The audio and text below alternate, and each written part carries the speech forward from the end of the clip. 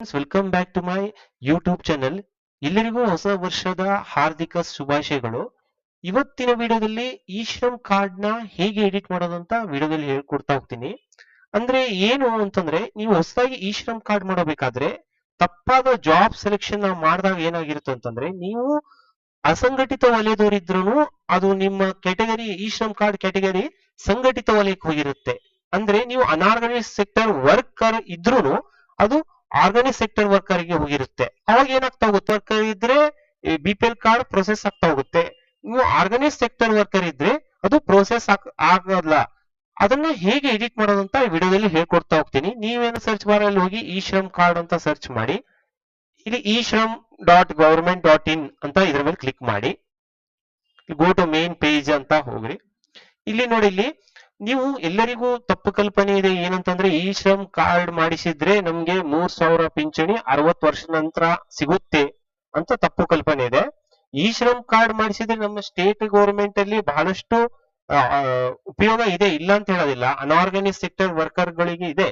ಆದ್ರೆ ನೀವು ಪಿಂಚಣಿ ಬರ್ಬೇಕಂತಂದ್ರೆ ನೀವು ಮಾನ್ಧನ್.in ನಲ್ಲಿ ಸ್ವಲ್ಪ ಕಾಂಟ್ರಿಬ್ಯೂಷನ್ ಪೆನ್ಷನ್ 3,000 ರೂಪಾಯಿ ಬರ್ಬೇಕಂತಂದ್ರೆ ನೀವು ಕಾಂಟ್ರಿಬ್ಯೂಷನ್ ಮಾಡ್ತಾ ಹೋದ್ರೆ ಮಾತ್ರ ನಿಮ್ಗೆ ಏನು 60 ವರ್ಷದ ನಂತರ ಪಿಂಚಣಿ ಬರ್ತಾ ಹೋಗುತ್ತೆ. ಇಲ್ಲಿ ಫಸ್ಟ್ ಹೇಳ್ತಿರೋದು, ಇ ಶ್ರಮ್ ಕಾರ್ಡ್ ಎಡಿಟ್ ಮಾಡೋದನ್ನ ಇ ಶ್ರಮ್ ಕಾರ್ಡ್ ಮಾಡಿಸಿರ್ಬೇಕು ಅಂತವ್ರು ಈಗ ಹೇಗೆ ಎಡಿಟ್ ಮಾಡೋದು ಅಂತ ಹೇಳ್ಕೊಡ್ತಾ ಹೋಗ್ತೀನಿ. ಇಲ್ಲಿ ಆಲ್ರೆಡಿ ರಿಜಿಸ್ಟರ್ಡ್ ಲಾಗಿನ್ ಅಂತಿದೆ, ಇದ್ರ ಮೇಲೆ ಕ್ಲಿಕ್ ಮಾಡಿ. ಇಲ್ಲಿ ಕ್ಲಿಕ್ ಮಾಡಿದಾಗ ಇಲ್ಲಿ ಒನ್ ಸ್ಟಾಪ್ ಸೊಲ್ಯೂಷನ್ ಅಂತಿದೆ, ಇದ್ರ ಮೇಲೆ ಕ್ಲಿಕ್ ಮಾಡಿ ಲಾಗಿನ್ ಯೂಸಿಂಗ್ ಆಧಾರ್ ಅಂತ ಕ್ಲಿಕ್ ಮಾಡಿ. ಇಲ್ಲಿ ಏನಿಲ್ಲ, ನಿಮ್ಮ ಮೊಬೈಲ್ ನಂಬರ್ ತುಂಬಿ ಇಲ್ಲಿ ಕ್ಯಾಪ್ಚಾ ಟೈಪ್ ಮಾಡಿ ಸೆಂಡ್ OTP ಅಂತ ಕೊಡಿ. ನಿಮ್ಮ ಮೊಬೈಲಿಗೆ ಒಂದು OTP ಬರುತ್ತೆ, ಅದ್ರ ಥ್ರೂ ಲಾಗಿನ್ ಆಗಬೇಕು. ಇಲ್ಲಿ ಲಾಗಿನ್ ಆದಾಗ ನಾನು ಮೊಬೈಲ್ ನಂಬರ್ ಹಾಕಿದ್ವಿ. ಫಸ್ಟ್ ಮೊಬೈಲ್ ನಂಬರ್ಗೆ ಒಂದು ಕ್ಯಾಪ್ಚಾ ಹಾಕಿದ್ವಿ. ಕ್ಯಾಪ್ಚಾ ಹಾಕಿದಾಗ ಮೊಬೈಲ್ ನಂಬರ್ಗೆ ಒಂದು OTP ಎಂಟ್ರಿ ಮಾಡಿದಾಗ ಈ ತರ ಇಂಟರ್ಫೇಸ್ ತೋರಿಸ್ತಾ ಹೋಗುತ್ತೆ. ಇಲ್ಲಿ ಆಧಾರ್ ನಂಬರ್ ನ ಎಂಟ್ರಿ ಮಾಡಬೇಕು. ಇಲ್ಲಿ OTP ನ ಸೆಲೆಕ್ಟ್ ಮಾಡಿ. ಈ ಫೀಲ್ಡ್ ಅಲ್ಲಿ ಆಧಾರ್ ನಂಬರ್ ನ ತುಂಬ್ಕೊಂತ ಹೋಗಿ ಇಲ್ಲಿ OTP ನ ಸೆಲೆಕ್ಟ್ ಮಾಡಿ, ಇಲ್ಲಿ ನಿಮ್ಮ ಕ್ಯಾಪ್ಚಾನ ಎಂಟ್ರಿ ಮಾಡಿ. ಅವಾಗ ನಿಮ್ಗೆ ಆಧಾರ್ OTP ಮೊಬೈಲಿಗೆ ಬರುತ್ತೆ, ಅವಾಗ ಲಾಗಿನ್ ಆಗ್ತಾ ಹೋಗ್ತೀರಾ. ಈಗ ಮೊಬೈಲ್ ನಂಬರಿಗೆ ಆಧಾರ್ ನಂಬರ್ ಕ್ಯಾಪ್ಚಾ ಹಾಕಿದಾಗ ಮತ್ತೆ OTP ಬರ್ತಾ ಹೋಗುತ್ತೆ. ಆ OTP ನ ಮತ್ತೆ ಎಂಟ್ರಿ ಮಾಡ್ತಾ ಹೋಗ್ತೀವಿ. ಈಗ ಬಂದಿರೋದ OTP ನ ಎಂಟ್ರಿ ಮಾಡಬೇಕು. ನೆಕ್ಸ್ಟ್ ವ್ಯಾಲಿಡೇಟ್ ಕೊಡ್ಬೇಕು. ಇಲ್ಲಿ ಈ ತರ ಬರ್ತಾ ಹೋಗುತ್ತೆ. ಲಾಗಿನ್ ಆದಾಗ ಇಲ್ಲಿ ನಿಮ್ಮ ಹೆಸರು ಕರೆಕ್ಟ್ ಆಗಿ ತೋರಿಸೋದಿಲ್ಲ, ಡೇಟ್ ಆಫ್ ಬರ್ತ್ ತೋರಿಸುತ್ತೆ. ಇಲ್ಲಿ ನೀವು ಬೇಕಾದ್ರೆ ನಿಮ್ಮ ಇ ಶ್ರಮ್ ಕಾರ್ಡ್ ಯೂಸ್ ಮಾಡ್ತೀರಾ ಅಂತಂದ್ರೆ ಯೂಸ್ ಮಾಡಬಹುದು. ಇಲ್ಲಿ ನನಗೆ ಇ ಶ್ರಮ್ ಕಾರ್ಡೇ ಬೇಡ ಅಂತಂದ್ರೆ ಕ್ಯಾನ್ಸಲ್ ಮಾಡಬಹುದು. ಯಾರು ಬೇಡ ಅಂತ ಅನ್ನೋದಿಲ್ಲ. ಇಲ್ಲಿ ಅಪ್ಡೇಟ್ KYC ಇನ್ಫಾರ್ಮೇಶನ್ ಅಂತಿದೆಲ್ಲ, ಇದ್ರ ಮೇಲೆ ಕ್ಲಿಕ್ ಮಾಡಿ. ಇ ಶ್ರಮ್ ಕಾರ್ಡ್ ಏನಾಗಿರುತ್ತೆ ಅಂತಂದ್ರೆ ಆರ್ಗನೈಸ್ಡ್ ವರ್ಕರ್ ಡಾಟಾ ಕನ್ವರ್ಟ್ ಆಗಿರುತ್ತೆ. ಅನ್ಆರ್ಗನೈಸ್ಡ್ ವರ್ಕರ್ ನೀವು ಆರ್ಗನೈಸ್ಡ್ ವರ್ಕರ್ ಕನ್ವರ್ಟ್ ಆಗಿರುತ್ತೆ. ಅವಾಗ ಏನ್ ಮಾಡ್ಬೇಕಂತಂದ್ರೆ ಜಸ್ಟ್ ಇಲ್ಲಿ ಅಪ್ಡೇಟ್ ಪ್ರೊಫೈಲ್ ಅಂತ ಕೊಟ್ಟು ಇಲ್ಲಿ ಆಕ್ಯುಪೇಷನ್ಸ್ ಅಂಡ್ ಸ್ಕಿಲ್ಸ್ ಅಂತಿದೆ, ಇಲ್ಲಿ ಎಸ್ ಅಂತ ಕ್ಲಿಕ್ ಮಾಡಿ.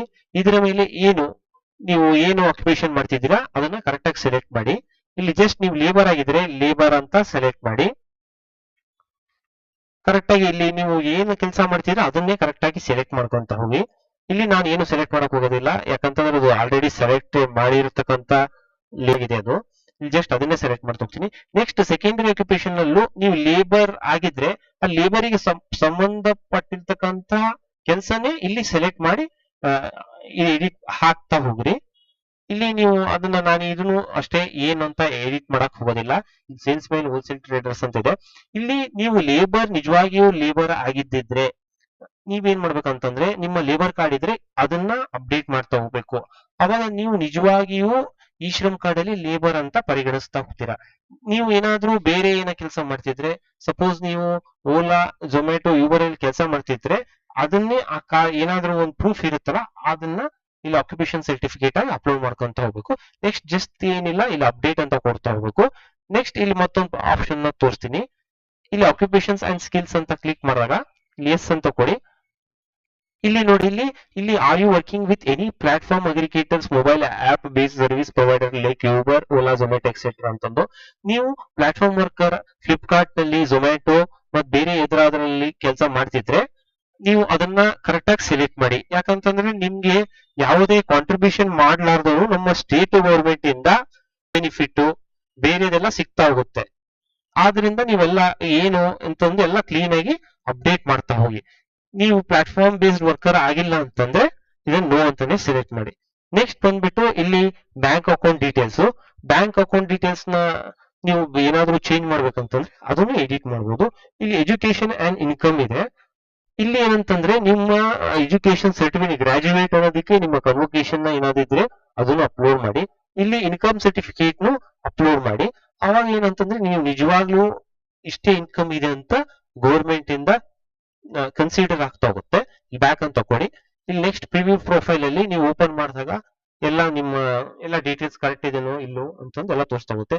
ಇಲ್ಲಿ ಅಡ್ರೆಸ್ ಬೇಕಾದ್ರೆ ಅಡ್ರೆಸ್ ಎಡಿಟ್ ಮಾಡ್ತಾ ಹೋಗ್ಬೋದು. ಪರ್ಸನಲ್ ಇನ್ಫಾರ್ಮೇಶನ್ ಅದನ್ನ ಹೇಳ್ದಲ್ಲ, ಇಲ್ಲಿ ಆಕ್ಯುಪೇಷನ್ ಅಂಡ್ ಸ್ಕಿಲ್ಸ್ ನ ನೀವು ಏನಾದ್ರೂ ಅಪ್ಲಿಕೇಶನ್ ಹಾಕಬೇಕಾದ್ರೆ ತಪ್ಪ ಜಾಬ್ ನ ಸೆಲೆಕ್ಟ್ ಮಾಡಿ ನೀವು ಅನ್ಆರ್ಗನೈಸ್ ವರ್ಕರ್ ಸೆಕ್ಟರ್ ವರ್ಕರ್ ಆಗಿದ್ದು ಆರ್ಗನೈಸ್ ಸೆಕ್ಟರ್ ವರ್ಕರ್ ಶಿಫ್ಟ್ ಆಗಿದ್ದಿದ್ರೆ ಅವಾಗ ಇದನ್ನ ಎಡಿಟ್ ಮಾಡಿ ಕರೆಕ್ಟ್ ಆಗಿ ಸೇವ್ ಕೊಟ್ರೆ ಅದು ಏನಾಗ್ತಾ ಹೋಗುತ್ತೆ ಅಂತಂದ್ರೆ ನೀವು ಸೆಕ್ಟರ್ ವರ್ಕರ್ ಇಂದ ಅನ್ಆರ್ಗನೈಸ್ ಸೆಕ್ಟರ್ ವರ್ಕರ್ ಗೆ ಕನ್ವರ್ಟ್ ಆಗ್ತಾ ಹೋಗ್ತೀರಾ.